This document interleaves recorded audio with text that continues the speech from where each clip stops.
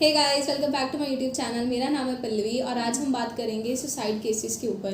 Guys, जैसे हमें पता है कि बहुत बड़े एक्टर सुशांत सिंह जी की सुसाइड कह लो या फिर मर्डर केस के बाद बहुत ही ज़्यादा प्रॉब्लम बढ़ गई। बहुत सारे हमें देखने के लिए सुसाइड केसेस मिले, तो मैंने सोचा क्यों ना हम इस पर थोड़ा सा डिस्कस करा जाए।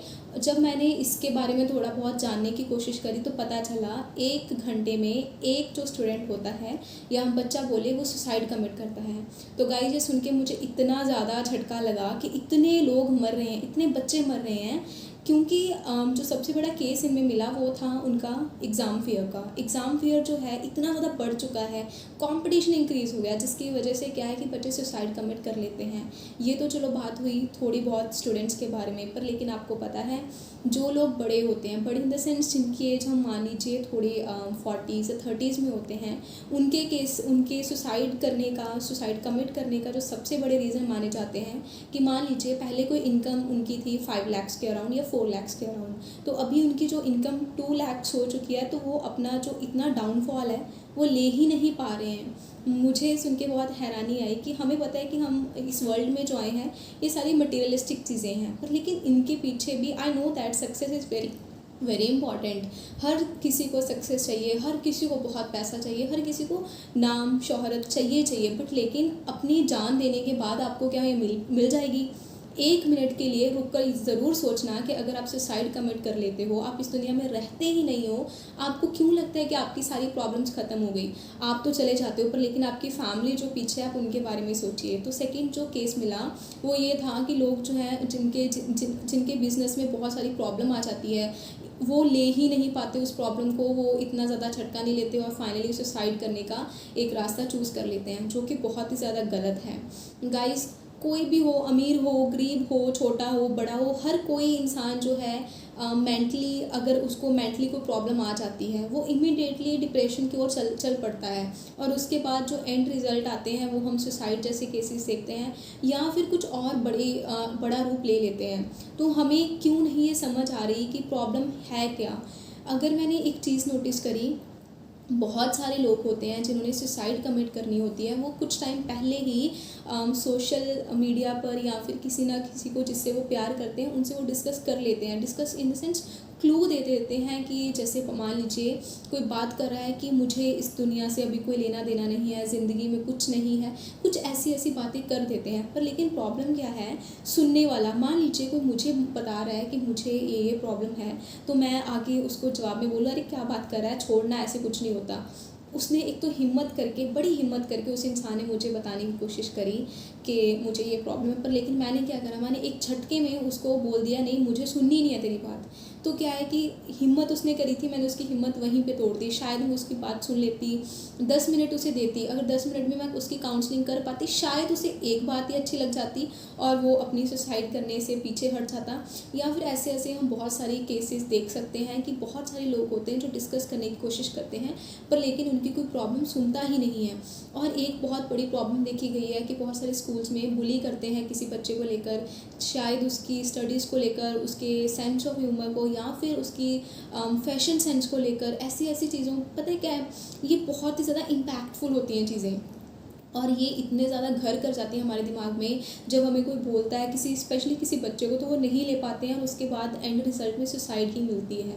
तो इतने सारे केसेस देखने के बाद मैंने सोचा कि हमें रीज़न तो पता है कि हाँ कोई सुसाइड कर रहा है, पर लेकिन हमें उसके ओवरकम करने का तरीका क्यों नहीं पता है। तो उसका ओवरकम करने के तरीके के लेकर मैंने कुछ रिसर्च करी, तो मुझे कुछ मिले ऑप्शंस कि अगर हम ये चीज़ें ट्राई करते हैं तो हम बच पाते हैं।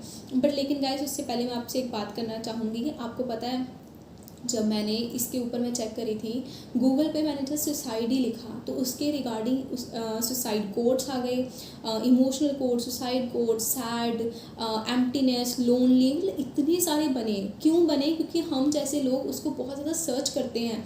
ऐसी ऐसी चीज़ें हमें सर्च करने की ज़रूरत क्यों पड़ जाती है कि मुझे सुसाइड के कोड चाहिए, मुझे डिप्रेशन कोड चाहिए, मुझे लोनली कैसे रहना है, मर कैसे सकते हैं, ऐसे ऐसे भी लोगों ने सर्च करी हुई थी।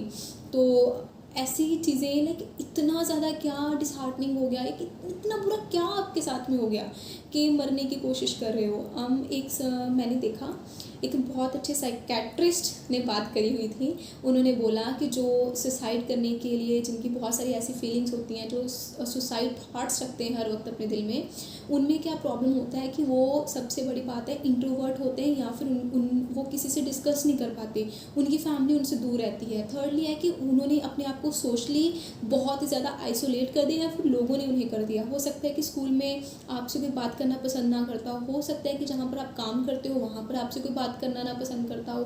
तो ऐसे क्या है कि सोशली आइसोलेशन हो जाता है। जब मुझे पता चले कि मेरी क्लास के सारे बच्चे एक फंक्शन में गए हुए हैं बट लेकिन मेरे पास इनविटेशन नहीं है या मैं नहीं जा सकता, तो मुझे क्या है, एक ऐसी फीलिंग तो आएगी ही कि मुझे आइसोलेट कर दिया गया है, मुझ में कोई प्रॉब्लम होगी, मैं उन जैसा नहीं हूँ, I have not that much qualities कि मैं उनके साथ बैठ कर बातें कर पाऊँ। तो ऐसी ऐसी फीलिंग्स आ जाती है, नो डाउट। बट लेकिन कोशिश करें कि अगर आपके साथ में कुछ ऐसा होता है, आप डिस्कस करें। आप जगह चेंज कर सकते हो, आप स्कूल चेंज कर सकते हो, बहुत कुछ कर सकते हो, बट प्लीज़ ये स्टेप मत लीजिए कि आप सुसाइड कर लोगे या फिर आप एक कमरे में बंद होके बैठ जाओगे, आप अपनी ज़िंदगी जीना छोड़ दोगे। एक बार तो लाइफ मिली है, आप अपने पेरेंट्स से पूछ के देखिए ना, जिन्होंने आपके लिए इतना कुछ करा है, आपको इतना बड़ा करा, कितना कुछ क्या नहीं करा आपके लिए। तो प्लीज़ ये मत करें। कुछ लोगों ने ये भी लिखा हुआ था सोशल मीडिया पर कि मैंने बहुत वक्त तक अपना रीस्ट काटने की कोशिश करी बट लेकिन मुझे नहीं पता था कि यहाँ से कुछ नहीं होता, तो मैंने यहाँ से, मतलब ऐसे ऐसे थे।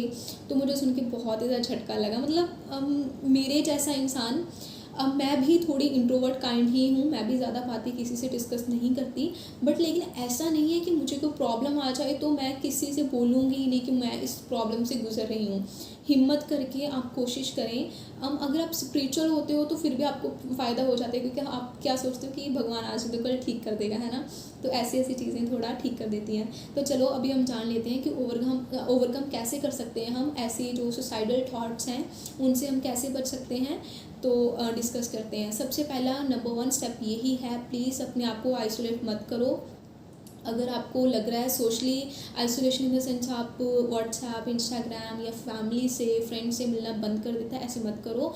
आप किसी ना किसी से बातें करो। बातें इन द सेंस अपनी फैमिली को बताओ कि ये प्रॉब्लम हुआ था तो मैंने इससे ऐसे डील करा।